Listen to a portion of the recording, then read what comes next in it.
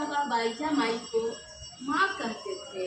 Baija by भी साईं बाबा को बेटा स्वरूप मानती थी। मैं भी अपने बाबा को अपने बेटा स्वरूप ही मानती हूँ। आज बाईजा बाई की अंतिम इच्छा कर रही हूँ। एक दिन भोजन करते करते बाबा ने बाईजा माई को अपने मन की इच्छा बताते हुए कहा, माँ मैं कुछ दिनों के लिए शिरडी छोड़कर एकांतवास के लिए जाना चाहता हूँ। बाईजा बाई बोली, क्यों, क्या शिरडी में मन नहीं लग रहा है या फिर शिरडी से मन भर गया है? बाबा ने धीरे से कहा, माँ शिरडी में लालची और स्वार्थी लोगों की संख्या दिन प्रतिदिन बढ़ती जा रही है और द्वारिका माई इन लोगों को प्रमुख अड्डा बन गई है। यहाँ कुछ ऐसे भी लोग खड़े हैं जो मेरे बारे में तरह तरह के अफवाहें फैला रहे हैं। अतः मैं कुछ दिनों के लिए शिरडी से बाहर जाकर योग साधना करना चाहता हूँ।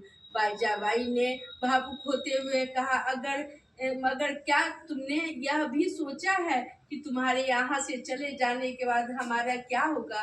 कभी कभी तो मुझे ऐसा लगता है जैसे मैं अब आखिरी सांस ले रही हूँ और भगवान मुझे बुला रहे हैं। मैं तो यही सोचा था कि मेरे दोनों बेटे मेरी अर्थी को कंधा देंगे, मगर ईश्वर की इच्छा के आगे किसकी इच्छा चलती है?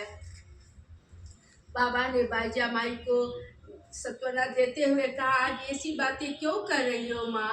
मैं तो तुम्हारी सेवा में हमेशा तत्पर रहता हूँ।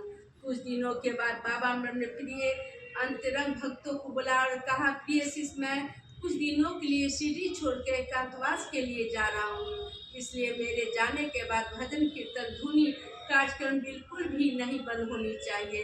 एक भक्त ने बड़ी हिम्मत करते हुए बाबा से पूछा, बाबा आप शिरडी छोड़ के एकांतवास के लिए क्यों जाना चाहते हैं? बाबा बोले, मैं शिरडी नहीं छोड़ रहा हूँ, बल्कि मैं हमेशा शिरडी में जुड़ा रहूँगा, अतः तुम चिंता मत करो। इस प्रकार बाबा ने एकांतवास धारण कर लिया।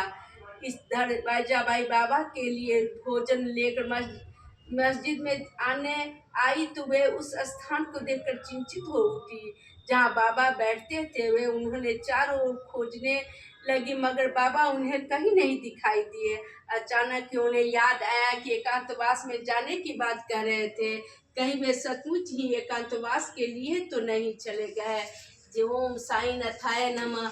आज साईं बाबा के दूसरा पाठ खत्म कर रहे हैं। ओम साईं।